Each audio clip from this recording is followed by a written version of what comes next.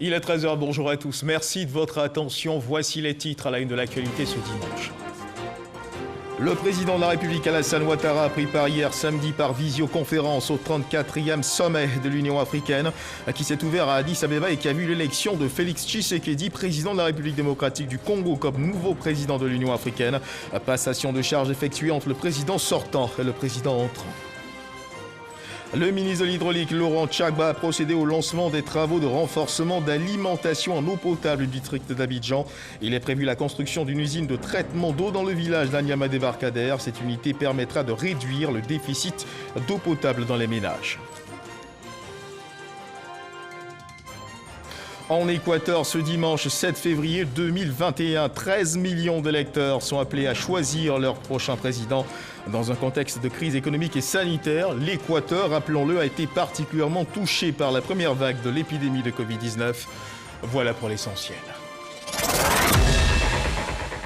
Oui, bonjour à tous. Chaque année en Côte d'Ivoire, ce sont environ 100 000 contrats de bail à usage d'habitation qui sont conclus. À la base, ces contrats sont conclus sans aucune forme de méfiance, chacun, locataire et bailleur, comptant sur la bonne foi des uns et des autres. Mais voilà, souvent, chemin faisant, il n'est pas rare de constater que l'un ou l'autre des contractants au bail fasse preuve de mauvaise foi dans l'application de ce qui a été convenu, couché sur papier puis validé. C'est donc la porte ouverte aux dissensions en tout genre, d'où la nécessité pour le gouvernement ivoirien de s'immiscer dans les rapports bailleurs et locataires par l'institution d'un contrat de bail avec pour seul but encadrer les rapports entre les deux parties, de veiller à la protection des intérêts des uns et des autres. En quoi ce nouveau contrat de bail à usage d'habitation protège-t-il? Quelle est sa spécificité d'avec ce qui se faisait auparavant? Des questions sur ce sujet, il y en aura. Et pour en parler, nous recevons sur ce plateau le directeur général du logement et du cadre de vie, M. Célestin Koala. M. Célestin Koala, bonjour. Bonjour M. Guiguet et merci pour l'invitation. Alors merci d'être avec nous sur ce plateau. Nous vous retrouverons dans une trentaine de minutes pour ensemble aborder le sujet à l'ordre du jour. Mais avant, si vous ne le saviez pas, mesdames et messieurs, depuis hier, 6 février 2021, l'Union africaine a un nouveau président. Son nom, Félix Tshisekedi, président de la République démocratique du Congo, élu par ses homologues au cours du 34e sommet de l'Union africaine qui s'est ouvert à Addis Abeba et qui s'est tenu par visioconférence. Le sommet de l'Union africaine auquel a pris part le président de la République Alassane Ouattara depuis Abidjan. Les travaux de ce sommet ont conduit à la passation de charges entre le président sortant de l'Union africaine, le président sud-africain Cyril Ramaphosa et Félix Tshisekedi, le nouveau président de l'organisation panafricaine. Le récit de Viviane Haïma. Le président de la République démocratique du Congo, Félix-Antoine Tshisekedi Tshilombo, succède au président sud-africain Cyril Ramaphosa à la présidence tournante de l'Union africaine pour la période 2021-2022. Ouvert ce samedi 6 février au siège de l'Union africaine à Addis Abeba, le 34e sommet ordinaire de l'Union africaine s'est déroulé en visioconférence en raison de l'épidémie de la Covid-19. Le chef de l'État ivoirien, le président Alassane Ouattara, participait via la connexion Internet à ce rendez-vous annuel des chefs d'État du continent. Ce 34e sommet a félicité le président sortant Cyril Ramaphosa d'Afrique du Sud pour la réactivité qu'il a insufflée à l'organisation panafricaine dans la lutte contre la pandémie de la Covid-19 sur le continent africain, par la mobilisation des différents pays, ainsi que des partenaires et la création d'une plateforme pour l'acquisition de produits médicaux et des vaccins. Ce 34e sommet va enregistrer le renouvellement de la Commission de l'Union africaine chargée de la mise en œuvre des décisions des chefs d'État et qui est dirigée depuis 4 ans par le président sortant, Moussa Faki Mahamat. La conférence des chefs d'État, l'organe de décision par excellence, a choisi de confier les rênes de l'organisation africaine au président Tshisekedi pour un mandat d'1 an. La conférence des chefs d'État a aussi fait le choix de promouvoir l'identité culturelle africaine comme facteur d'intégration, d'où le choix du thème de l'année 2021-2022, Art, culture et patrimoine. Le nouveau président en exercice de l'organisation panafricaine, Félix Tshisekedi, a fait montre de détermination devant la charge qui lui est confiée. Je tiens à remercier vivement mon prédécesseur, le président Cyril Matamela Ramaphosa, qui, dans des conditions difficiles dues à la pandémie de Covid, a su mobiliser les efforts de tous les pays du continent et des partenaires pour y faire face. Pour cela, je propose qu'il soit le champion du programme de vaccination et de lutte contre la pandémie de Covid-19. J'entends ancrer la thématique de ma présidence de l'Union africaine dans la vision ci-après, une Union africaine au service des peuples. Cette vision spécifique qui s'inscrit dans le premier plan décennal de mise en œuvre 2014-2023 de l'agenda 2063 va se décliner autour de 9 piliers stratégiques mieux détaillés dans mon plan d'action. Les arts, la culture et le patrimoine constituent le socle de la renaissance africaine. Ils nous offrent l'opportunité d'opérer notre retour aux sources. En tant que somme des inventions de l'homme, de ses innovations et de ses combats pour assurer sa survie et son épanouissement, la culture est effectivement, comme le disait Léopold Sédar Senghor, au commencement et à la fin de toute chose, car elle embrasse tous les domaines de la vie.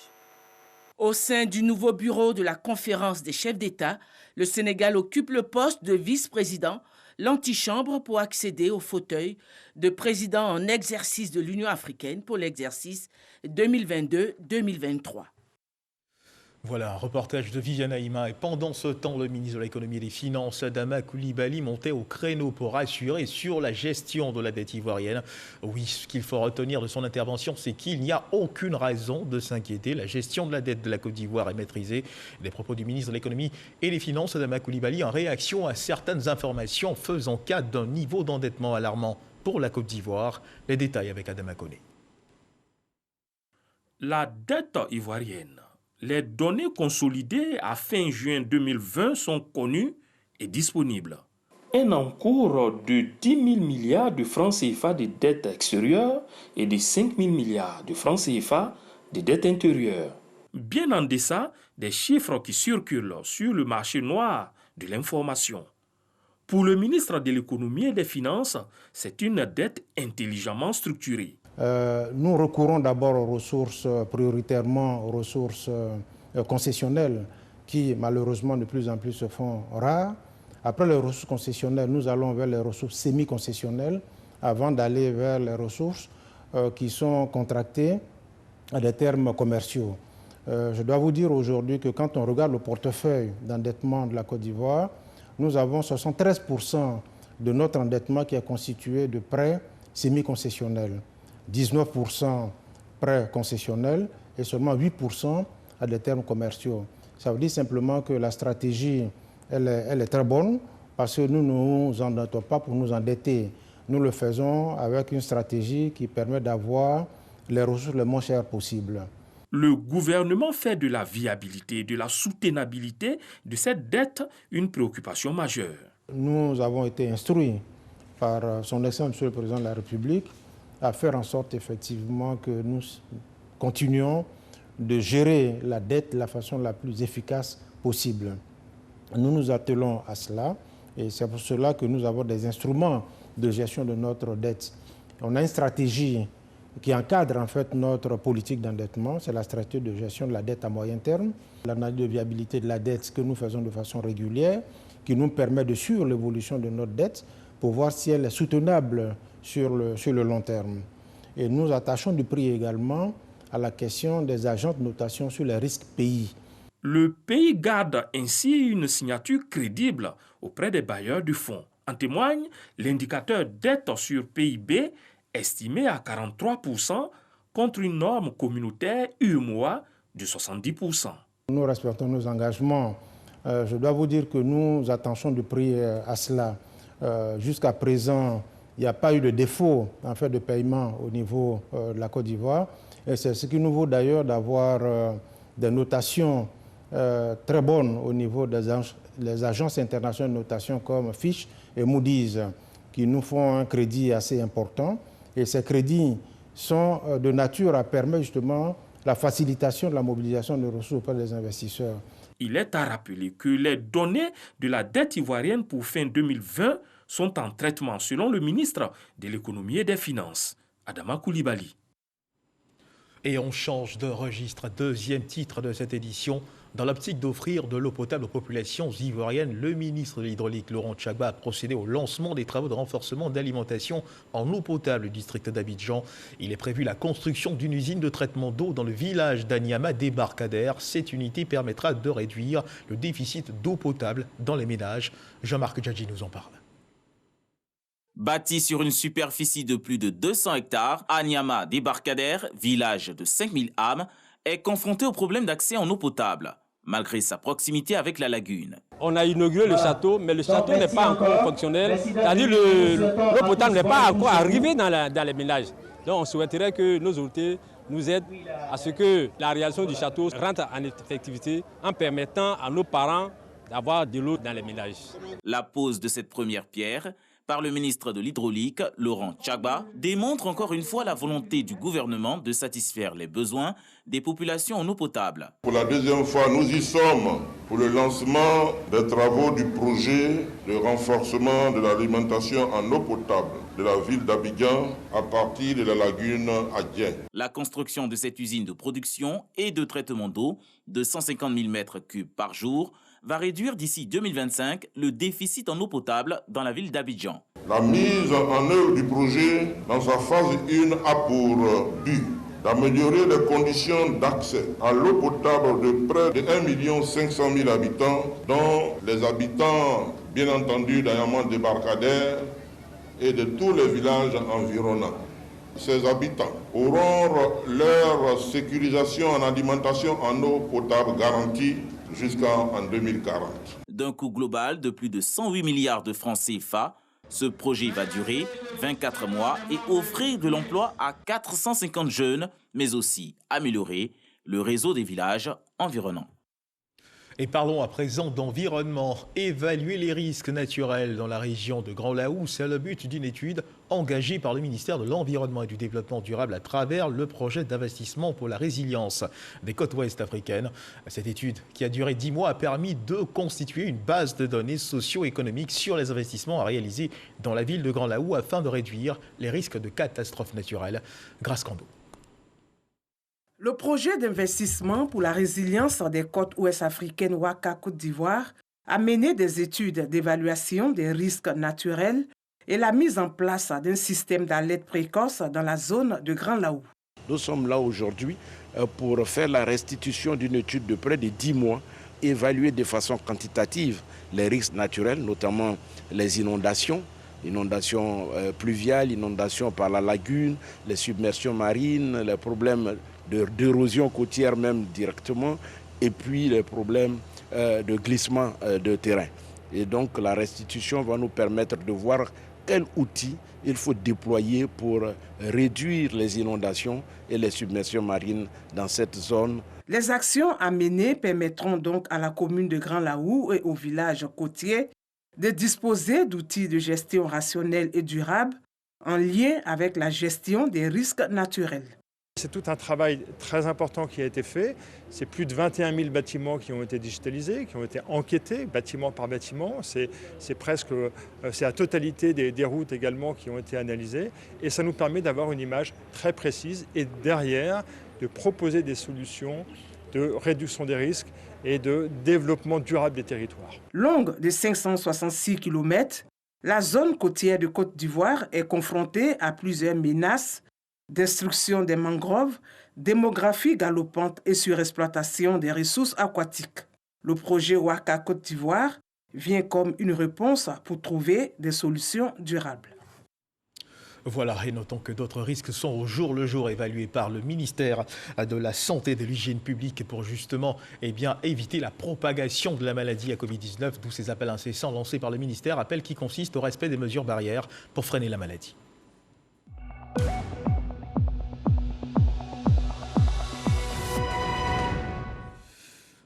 Le ministère de la Santé et de l'Hygiène publique a enregistré ce samedi 6 février, hier donc, 272 nouveaux cas de Covid-19 sur 2485 échantillons prélevés, soit 10,9% de cas positifs, 108 guéris et 2 décès. À la date donc du 6 février 2021, la Côte d'Ivoire compte donc 29 567 cas confirmés, dans 27 773 personnes guéries, 162 décès et 2032 cas actifs. Le nombre total d'échantillons est de 362 035 personnes.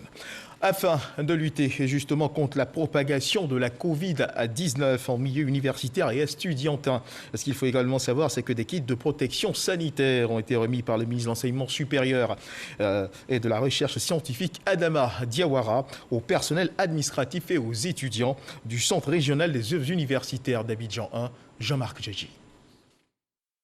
100 000 masques de protection, 15 000 gels hydroalcooliques, 7 000 rouleaux de mouchoirs et plus de 420 bouteilles d'eau de Javel et d'autres kits d'hygiène. Ce sont les équipements sanitaires que le ministre de l'Enseignement supérieur et de la Recherche scientifique, Adama Diawara, remet aux 6 000 étudiants et 400 agents administratifs du Centre régional des œuvres universitaires CROU A1. Une initiative du ministère de tutelle pour lutter contre la transmission de la Covid-19 sur le campus universitaire. 50 dispositifs de lavage des mains, équipés de distributeurs automatiques de gel hydroalcoolique, seront installés dans les restaurants et résidences universitaires. Nous sommes animés par un sentiment de gratitude vis-à-vis du président de la République, du gouvernement, de notre ministre de tutelle, pour avoir vraiment bataillé de sorte que nous puissions bénéficier de cet appui budgétaire. C'est dans le cadre donc de la riposte contre la Covid-19 que l'État de Côte d'Ivoire a alloué un budget assez substantiel d'ailleurs au CROU A1.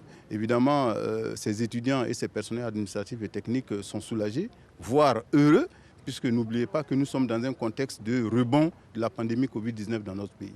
Le ministère de l'Enseignement supérieur et de la Recherche scientifique, par le biais du Centre régional des œuvres universitaires, se dit prêt à développer et à soutenir toute initiative de nature à améliorer les conditions de vie et de travail des étudiants. Et toujours dans le domaine de la santé, sachez que le Centre de prise en charge de formation et de recherche sur le VIH-Sida étend ses activités à la prise en charge thérapeutique des hépatites, une action qui vise à améliorer la qualité de la prise en charge de cette pathologie dont le taux de prévalence se situe entre 10 et 13%. La cérémonie de lancement des activités s'est tenue en présence du directeur général de la santé, Mamadou Samba Astetouré. Eliman, c'est le pseudo que nous donnons à ce jeune étudiant de 25 ans souffrant de l'hépatite B. En se rendant ce matin à l'hôpital, Eliman veut en savoir davantage sur cette pathologie qu'il découvre à peine. J'ai allé au centre de transfusion sanguine à Tréjila. Donc après les examens qu'ils ont su que je souffrais, il y avait les virus et l'hépatite B dans mon sang. Je suis actuellement ici pour comprendre en tout cas comment la maladie se manifeste et pour une prise en charge aussi. Pour son traitement, Eliman est référé au Centre de prise en charge, de recherche et de formation CEPREF.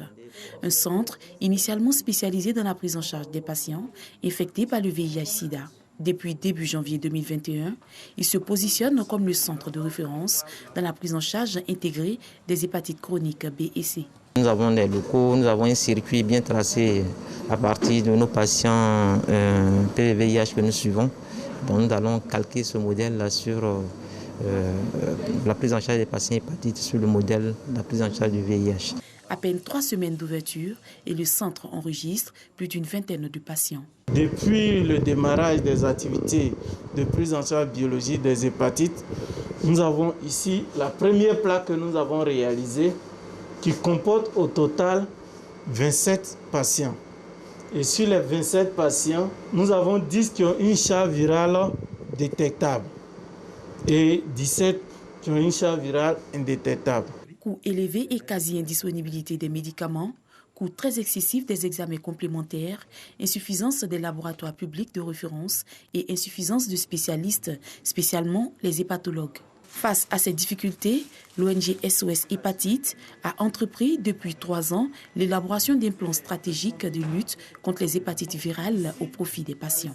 Aujourd'hui, tout est à la portée des patients. sur tout le territoire national. Pour celles déjà qui ont déjà des hépatites chroniques, vous rendez-vous au CEPREF, faites-vous enregistrer, achetez vos médicaments, faites vos examens à un moindre coût. Aujourd'hui, les hépatites ne vont plus tuer comme elles le faisaient par le passé. L'hépatite ou encore la maladie du foie est une affection qui continue de prendre de l'ampleur en Côte d'Ivoire. Avec un taux de prévalence de 10 à 13%, l'hépatite B sévit en Côte d'Ivoire par négligence ou par méconnaissance. Il tue 10 fois plus que le VIH et le virus est 100 fois plus résistant que celui du VIH-Sida. Nous sommes en zone d'endémicité virale. Aujourd'hui, l'hépatite virale B, c'est 8 à 10%, c'est-à-dire à peu près 2 600 000 Ivoiriens qui sont porteurs du virus. L'hépatite C, c'est environ 3%, soit à peu près 800 000 personnes qui sont porteuses de ce virus. Et les hépatites virales B, C et D sont les premières causes de cancer du foie en Côte d'Ivoire. Le cancer du foie est le 3e cancer en Côte d'Ivoire après celui du sein et de la prostate. Et c'est un cancer de pronostic effroyable. Lorsqu'il est découvert à un stade avancé, la moyenne de survie est de 6 mois. L'extension des activités du CEPREF à la prise en charge des hépatites chroniques nécessite un renforcement de capacité du centre à plusieurs niveaux. Nos doléances ont été faites en 3 étapes simplement. La première étape, c'était d'étendre vraiment l'activité de concession que l'État nous a donnée, qui était de s'occuper du VIH. On voudrait que cela soit étendu aux hépatites et à d'autres maladies. Aujourd'hui, techniquement, nous avons les moyens. Après, en termes de capacité, nous avons en deuxième doléance, demander du personnel. Donc ce personnel d'appui-là devrait nous permettre de relever donc, les défis en termes de nombre. Et puis, on a demandé des appareils, parce que les appareils permettront de supporter la grande cadence des examens complémentaires auxquels nous devrons faire face s'il y avait beaucoup plus de malades. Pour la réussite de cette mission, le ministère de la Santé et de l'Hygiène publique entend apporter ses appuis techniques et financiers. CEPREF avait une activité essentiellement basée sur le VIH. Au jour d'aujourd'hui, nous pensons que les capacités au sein de CEPREF sont importantes. L'expérience acquise dans le traitement du VIH peut nous permettre aujourd'hui de pouvoir prendre en charge les hépatites. Nous allons accompagner le CEPREF en mettant à sa disposition du personnel de santé qualifié pour sa prise en charge, étendre sa convention pour qu'elle puisse, au-delà du VIH, prendre en charge les hépatites et d'autres pathologies, et enfin faire en sorte qu'il ait le matériel nécessaire et suffisant pour les examens biologiques au sein du CEPREF. Le CEPREF se positionne ainsi comme étant le premier centre intégré en Côte d'Ivoire dans la prise en charge des hépatites virales chroniques B et C en dehors des CHU, avec le dépistage, la prise en charge des patients, la dispensation de médicaments et la réalisation des examens biologiques. Et loin des chemins qui mènent au centre de prise en charge de formation et de recherche sur le VIH-Sida, l'ONG, l'organisation non gouvernementale Africa Work, se donne pour objectif d'aider les élèves issus des écoles, des villages, de la région du Bélier à bénéficier de cantines scolaires. L'organisation a lancé un programme de réhabilitation et de dons en vivres et non-vivres. Le groupe scolaire Angoda, dans la sous-préfecture de Toumoudi, figure au nombre des principaux bénéficiaires. Serge Colléa. Une cantine remise à neuf pour le bonheur des écoliers du groupe scolaire d'Angoda dans la sous-préfecture de Toumoudi. L'initiative est de l'ONG Africa Work Côte d'Ivoire, dirigée par Vincent Kouadio, fils de la région. Cette cantine a été rénovée entièrement par Africa Work sur le financement de l'ambassade de l'Allemagne en Côte d'Ivoire. Et après la rénovation, il était question de rechercher du vivre pour alimenter la cantine. L'organisation bénéficie du soutien de son partenaire Olam. Le groupe, représenté par Marcel Akwasi, offre des sacs de riz, de l'huile, des pâtes alimentaires et des non-vivres pour le bon fonctionnement de la cantine. La cérémonie de remise de dons en vivres et non-vivres a été parrainée par le docteur Frédéric Yaoudié, fille d'Angoda. Elle se félicite de cette action salutaire qui va favoriser l'épanouissement des élèves.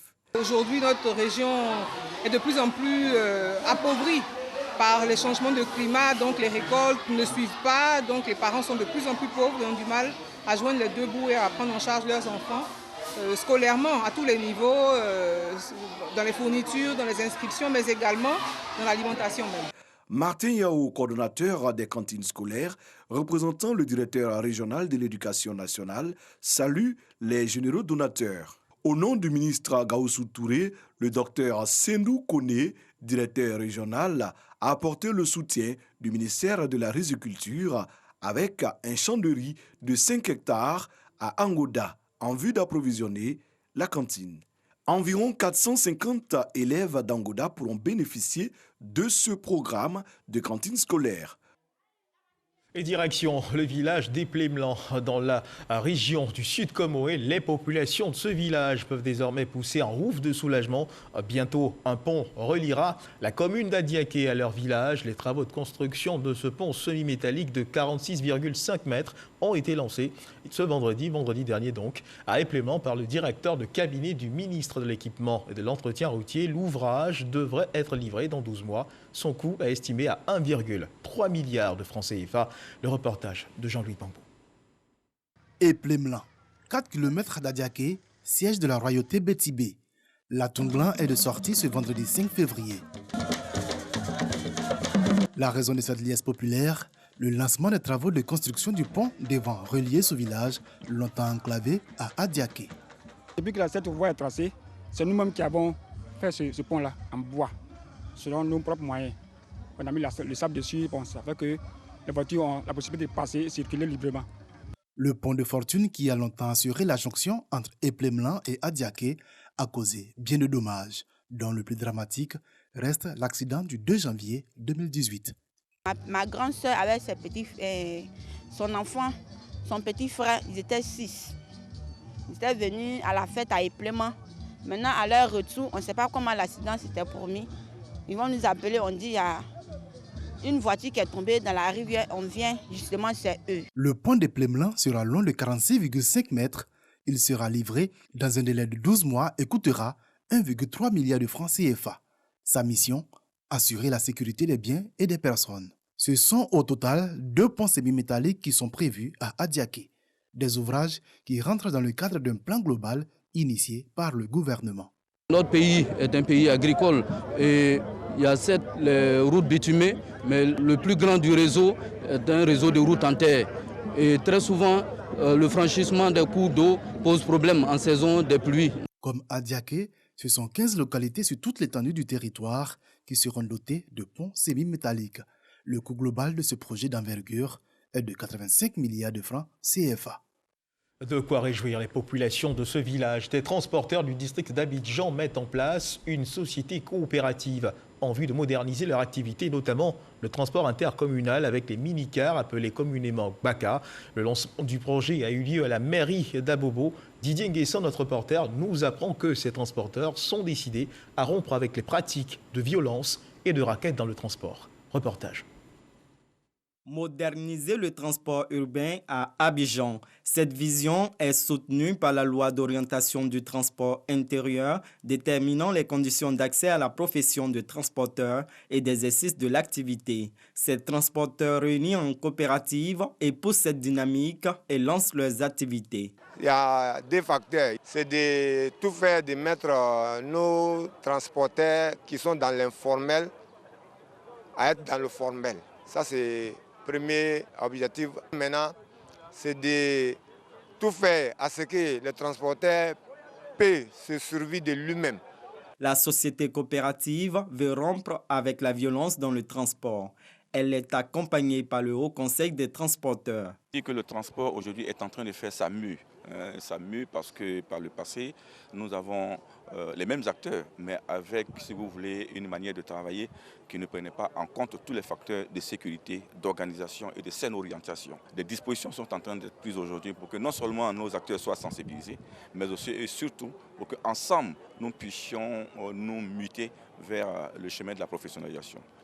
La joie d'une bonne organisation des structures de transport. Vous le savez, ça fait aussi la grande joie pour le Premier ministre, son Excellence, M. Ahmed Bakayoko, qui souhaite toujours que toutes les structures s'organisent, qui quittent dans l'informel pour qu'ils puissent bénéficier véritablement le fruit de leur souffrance. D'ici à fin 2021, ces transporteurs entendent renouveler 50 autocars de 27 places. Voilà, Didier Nguesson à l'instant. Et dans l'actualité internationale, nous disions dans les titres, les Équatoriens se rendent aux urnes ce dimanche. 13 millions d'électeurs sont donc appelés à choisir leur prochain président dans un contexte de crise économique et sanitaire. L'Équateur, rappelons-le, a été particulièrement touché par la première vague de l'épidémie de Covid-19. Place à présent à l'invité de ce magazine du dimanche et nous recevons, comme nous l'avions dit à l'entame de cette édition, Monsieur Célestin Koala. Vous êtes le directeur général du logement et du cadre de vie.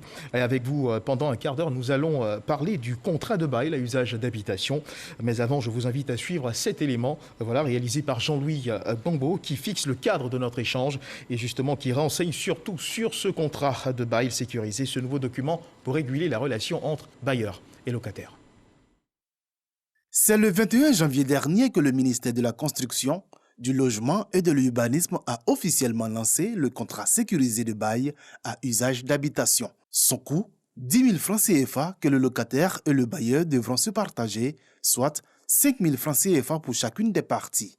La mission assignée à ce nouveau dispositif, mieux encadrer les rapports entre locataires et bailleurs, mais surtout réguler la délivrance de ce contrat en vue d'assurer à toutes les parties les meilleures garanties possibles. Nous avons pu voir sur le marché foisonner des modèles de contrats de bail à usage d'habitation édités par des structures privées. À la réalité, ces contrats n'offrent pas toutes les garanties prévues par la loi. Ces contrats ont même, dans certains cas, été la cause de litiges entre le bailleur et le locataire. Le nouveau contrat de bail se veut un document officiel, authentique et sécurisé. Dans le cadre de la lutte contre la cherté de la vie, le ministère de la Construction, du Logement et de l'Urbanisme a élaboré un contrat de bail à usage d'habitation et qui reprend toutes les dispositions pertinentes essentielles du Code de la construction et de l'habitat. Le contrat de bail sécurisé dure 1 an et est reconductible si les deux parties sont d'accord. Il indique entre autres que le bailleur dispose d'un délai de 30 jours pour le remboursement de la caution. Le locataire ne peut céder son bail ni sous-louer ou laisser à la disposition de tiers les lieux loués et le loyer ne peut être révisé que chaque 3 ans. Alors, monsieur le directeur général du logement et du cadre de vie, comme on vient de le voir dans cet élément de Jean-Louis Bambo, ce document présente des avantages pour les deux parties, bailleurs et locataires. Et l'un de ces avantages, on dira le principal, c'est bien sûr d'aider à régler les litiges à répétition constatés entre les deux. Vous confirmez? Oui, tout à fait. Je voudrais déjà vous remercier à nouveau pour l'opportunité que vous donnez au ministère de la Construction, du Logement et de l'Urbanisme, à monsieur le ministre Bruno Nabagno-Koné, d'expliquer une fois encore à nos compatriotes, de les sensibiliser, de sensibiliser nos concitoyens sur l'intérêt de ce contrat de bail à usage d'habitation sécurisé. C'est toujours l'occasion d'informer, et donc merci encore pour l'invitation de ce matin et dire qu'effectivement, il va venir éteindre beaucoup de litiges puisque certains contrats étaient soit falsifiés, ils étaient faits sur du papier qui n'était pas sécurisé, ils n'étaient pas enregistrés, etc. Et c'est face à cette situation-là que le ministre a décidé, n'est-ce pas, de faire ce contrat de bail sécurisé pour les Ivoiriens, pour les bailleurs et pour les preneurs. Alors j'espère également que vous conviendrez avec moi que son application sera effective si et seulement si l'État exige uniquement ce type de contrat pour toute habitation se trouvant sur toute l'étendue du territoire. L'État en a-t-il les moyens? Oui, naturellement, il y a deux choses. À partir du moment où ce contrat de bail usage d'habitation est tiré de la loi 2019-576 du 26 juin 2019 portant code de la construction et de l'habitat, c'est donc une contrainte. Donc, nous allons naturellement exiger que ce soit ce contrat qui soit utilisé. Maintenant, quant à la question du contrôle, vous savez, je rappelle assez souvent que tout ce qui porte sur la loi, tout ce qui porte sur le respect de la loi doit être d'abord une action citoyenne. De ce point de vue-là, je vous cite par exemple l'interdiction de fumer dans les lieux publics. D'accord. On doit non seulement en être conscient, mais on doit le prendre comme quelque chose de bien, non seulement pour soi-même, mais aussi pour ses voisins. Donc le respect de la loi est tel que ça doit venir de soi-même. Il faut pas partir du principe que l'État doit à chaque fois se donner les moyens de faire contrôler naturellement. Je l'ai dit à plusieurs reprises, notre pays n'aura jamais les moyens de mettre un policier devant chaque immeuble, devant chaque appartement, pour s'assurer qu'après avoir échangé, après avoir discuté, un contrat de bail a été signé. Mais je l'ai dit et je le répète, il appartient aux locataires surtout, il appartient surtout aux preneurs d'insister pour que le contrat de bail usage d'habitation soit signé, parce que nous, la loi, on l'a fait voter pour les plus pauvres. pour les Ivoiriennes et les Ivoiriens qui n'ont pas de moyens, pour les ménages les plus pauvres, parce qu'ils sont 80% quand même qui sont locataires, il n'y a que 20% de propriétaires. Je l'ai déjà dit à plusieurs reprises. Et donc, pour nous, c'est à eux, mais vraiment, d'insister pour que ce contrat puisse être signé, parce qu'il est en leur faveur davantage. En partie aussi pour le bailleur, mais surtout pour le locataire, surtout pour le preneur, surtout pour ceux qui n'ont pas beaucoup de moyens, surtout pour les plus pauvres. Alors nous avons avec nous le document sous les yeux, un exemplaire de ce document-là, et une analyse point par point de ces avantages qu'il offre aux locataires, tant aux locataires qu'aux bailleurs, ouvre le champ pour un certain nombre de questions. Pour ce qui concerne les avantages pour le locataire, nous avons en premier point, et je cite, limitation à 2 mois d'avance dans le paiement de loyer dans le contrat de bail, sous peine d'une amende équivalente à 3 fois la somme perçue, voilà, au-dessus des 2 mois de loyer. Pour ce qui concerne la caution, elle ne peut excéder 2 mois. Alors, croyez-vous réellement aux chances de survie de ce contrat-là? Parce que sur le terrain, la réalité est tout autre. Bien au contraire, je crois à la survie de ce contrat. Vous savez, je suis heureux que vous ayez cité les articles 415 et 416 du Code de la construction qui reprennent de façon très très claire le fait que ce n'est pas plus de 2 mois de caution, ce n'est pas plus de 2 mois de dépôt de garantie qu'il faut demander. Vous savez, en 2018, lorsque notre Assemblée nationale a voté cette loi sur le bail et usage d'habitation, qui a été reprise ensuite à travers le Code de la construction, beaucoup d'Ivoiriens nous avaient interpellés déjà au niveau du ministère de la Construction sur le fait que certains bailleurs ne respectaient pas, n'est-ce pas, la loi. Et c'est le cas. Commençaient à ne pas respecter la loi. C'était 1 an en arrière. Parce que aussi, en partie, l'amende n'était que de 200 000 francs. Sur cette base-là, en décembre 2019, nous avons pris l'annexe fiscale 2019-1080 du 18 décembre 2019 pour faire passer cette amende à 3 fois le trop perçu. Moi, je peux vous dire que depuis là, on reçoit de moins en moins de plaintes. On reçoit beaucoup plus des Ivoiriens qui disent qu'ils ont... On connaît beaucoup de gens qui disent oui, ça commence à être respecté, etc. Donc, il est bon aussi de dire que c'est une loi qui date juste d'1 an. Voilà, non, il ne faut pas se décourager. Il faut continuer d'insister. Il faut continuer de sensibiliser et naturellement sanctionner parfois quand ce sera nécessaire. Mais je suis convaincu qu'avec les associations de consommateurs, avec la sensibilisation, avec le fait que cette loi est faite pour la majorité, est faite pour le grand nombre, on va y arriver tout doucement. Et puis tous les bailleurs ne sont pas, ne donnons pas le sentiment, ne donnons pas l'impression que de façon systématique, a priori, tous les bailleurs vont refuser de respecter la loi. Mais avec ce contrat, qu'est-ce qui change véritablement de ce qui se faisait auparavant? Ce qui change, c'est 2 choses essentielles. La première chose, c'est d'abord le fait qu'anciennement, les contrats de bail, le contrat n'était pas sécurisé. Quand j'ai dit qu'il n'était pas sécurisé, c'était à la limite sur des feuilles volantes, etc. Et on pouvait le falsifier, d'accord? Ça, c'est la première chose. La deuxième chose, c'est que l'ensemble des articles de loi qui sont contenus dans le Code de la construction et de l'habitat, tous ces articles de loi sont repris dans le contrat. Et donc, naturellement, ça permet de sécuriser davantage. On ne signe pas simplement, il est clairement... On va rappeler les articles de loi. Et la dernière chose, c'est aussi l'enregistrement. Ce n'est pas simplement une légalisation, c'est aussi d'enregistrer dans les services des impôts ce contrat-là. Et je rappelle que l'enregistrement est à la charge du bailleur et pas du locataire. Donc, après avoir retiré les 2 contrats à hauteur de 5 000 francs chacun, eh bien, c'est le bailleur qui fait enregistrer le contrat et qui remet la copie du preneur. Donc, voilà beaucoup d'avantages quand même liés à ce contrat, sans compter que, par exemple, ce contrat enregistré devient automatiquement opposable au tiers. C'est-à-dire qu'en dehors du bailleur, eh bien, vous avez l'opportunité de dire à quelqu'un, je donne un exemple simple. Mettons que, par exemple, le bailleur cède l'immeuble ou le local à quelqu'un d'autre.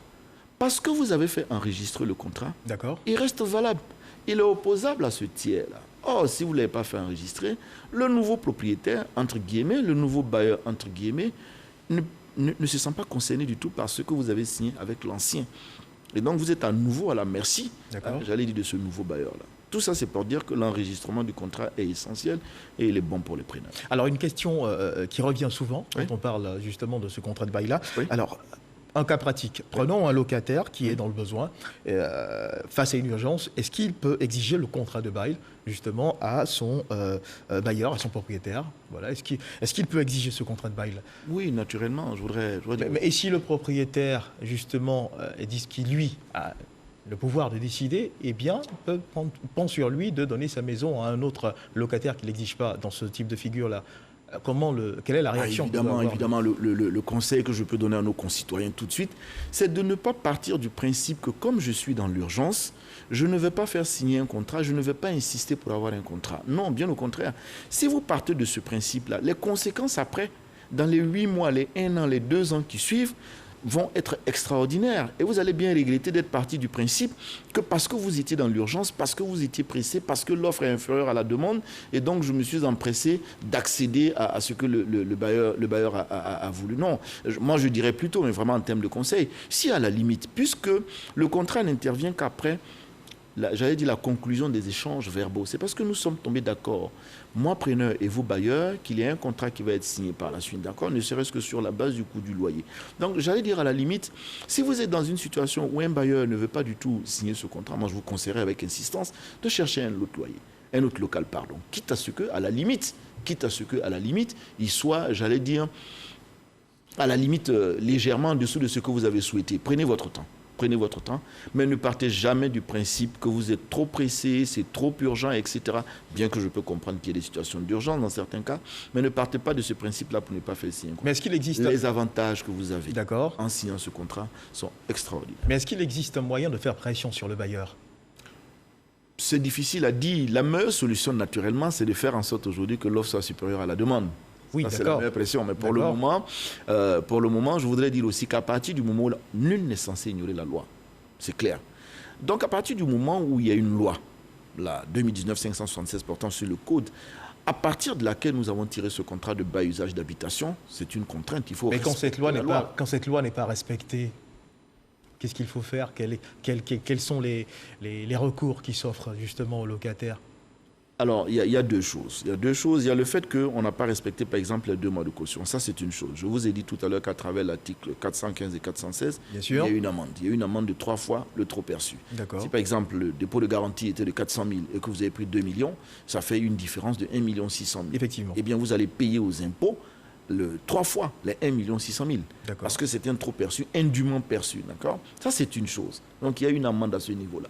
Maintenant, au risque de me répéter, si éventuellement un bailleur refuse systématiquement, malgré votre insistance, de signer ce contrat de bail avec vous, je conseille d'aller simplement, et purement et simplement, aller rechercher un autre local, même si ça peut paraître un peu plus difficile. Vous êtes protégé pendant 3 ans quand même s'il est vrai que le contrat de bail, lui, dure 1 an et qu'il est reconductible, mais pendant 3 ans, vous avez beaucoup d'avantages. Il ne faut vraiment pas accepter de rentrer dans un schéma où on va travailler avec, simplement sur la base du verbal. Rendez-vous compte que si vous allez dans un schéma comme celui-là, où parce que le bailleur n'a pas voulu signer, vous également, vous n'insistez pas, par exemple 3 mois après, 4 mois après, ou même la semaine qui suit, il peut augmenter le loyer, il peut vous expulser, vous êtes à sa merci en un mot. Alors parlons à présent du coût des exemplaires. Ils sont à 5 000 francs à l'unité, donc 10 000. Alors que répondez-vous à ceux qui affirment que c'est un autre moyen d'estorquer de l'argent aux contribuables? Je pense que c'est excessif, le thème estorquer. D'ailleurs, est-ce qu'il n'aurait pas été mieux de le rendre gratuit? Oui, vous savez, le synonyme de estorquer, c'est escroquer. Pour moi, c'est excessif, c'est exagéré. L'État n'escroque pas nos concitoyens, pas du tout. Bien au contraire, l'initiative a été prise pour protéger les plus faibles. C'est ce que je ne cesse de dire à chaque fois que j'ai l'occasion de parler du contrat de bail et usage d'habitation. C'est pour les plus pauvres. D'accord. C'est pour nos mamans, c'est pour nos parents qui n'ont pas beaucoup de moyens que ce contrat de bail et usage d'habitation a été initié et réalisé par le ministre Bruno Nabagné-Koné. Et donc, il n'est pas cher du tout. Vous savez, j'ai dit assez souvent, imaginez que vous ne partiez pas avec un contrat.